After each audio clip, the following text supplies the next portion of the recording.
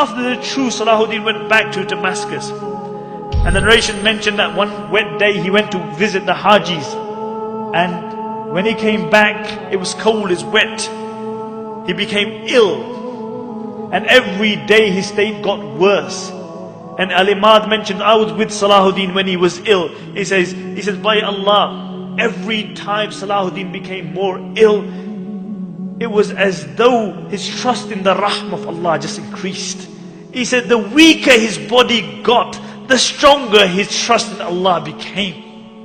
And even in that state, Salahuddin couldn't go to the masjid anymore. But he insisted on praying salah with Jama'ah. And they would bring an imam, they would help him up, and he would pray salah in Jama'ah. On the 9th day, Salahuddin became unconscious. And Shaykh Jafar mentions that I was reciting the Quran by his bed, and when I reached the verses, Wallahu la ilaha illahu, alimul ghaybi wa shahada.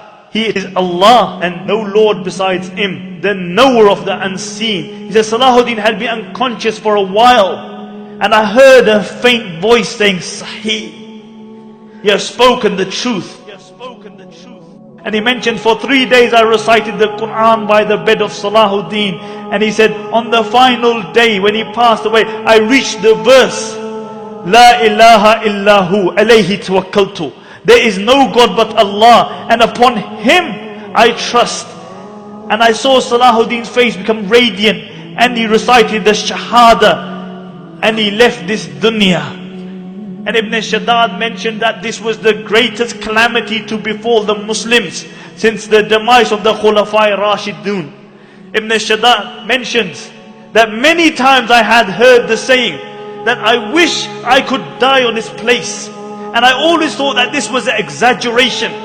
But he said, I realized the reality of that statement when Salahuddin passed away. He said, I wish I could have died on the place of Salahuddin.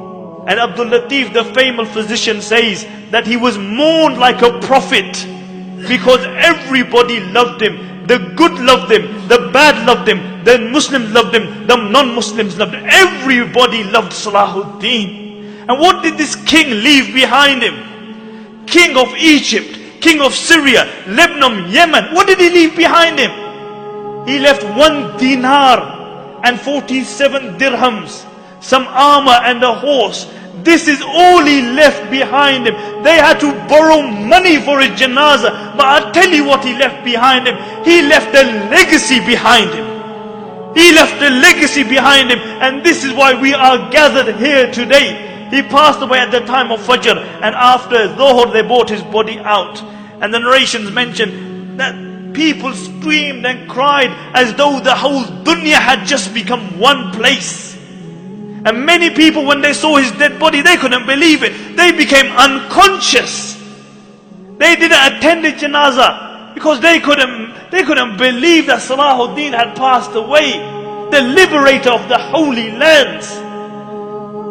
And how was Salahuddin buried? They had to borrow money for a janazah. And Qadi Fadil gave a fatwa that Salahuddin should be buried with his sword, so that on the day of judgment when he's resurrected, and one of the 7 people who is under the shade of Allah is Imamun Adilun, a just ruler. When he's under the shade of Allah subhanahu wa ta'ala, he is leaning upon his sword.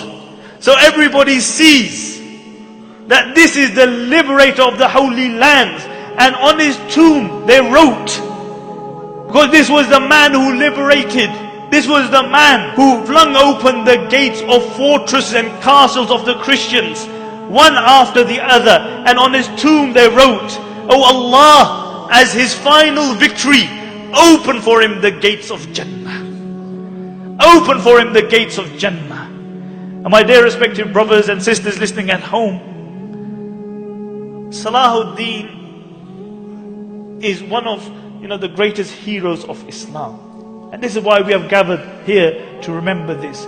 But the problem with many Muslims has become today, or with all Muslims, is that we live off our legacy. As a poet says, he said the Muslims come to the grave of Salahuddin, and they come again and again. And what do? They stand by the grave of Salahuddin and they say, Qum ya Salahuddin, Qum. Oh Salahuddin, stand. Stand up, oh Salahuddin. We need you. Can't you see what's happening in Iraq? Can't you see what's happening in Afghanistan? Can't you see the supine, spineless leaders that we have? Oh Salahuddin, we need you to liberate the holy lands. The poet says they come and they say, قُمْ يَا صَلَاحَ الدِّينِ قُمْ حَتَّى اشْتَكَ مَرْقَدُهُ مِنْ حَوْلِهِ الْعَفُونَ. He says, they come to his grave and they say, oh Salahuddin, stand, stand. Until his grave began to complain about the stench around it.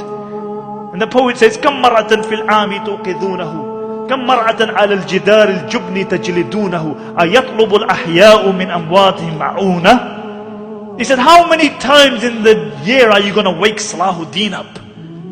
He said, how many times are you going to whip Salahuddin for your own cowardice? And then he says sarcastically, أيطلب الأحياء من أمواتهم معونة. He said, has it come to the state that the living have started asking the dead for help? The living have started asking the dead for help.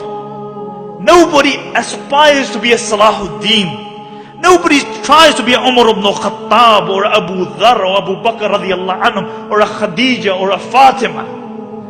Nobody aspires to be like them. We live off our legacy.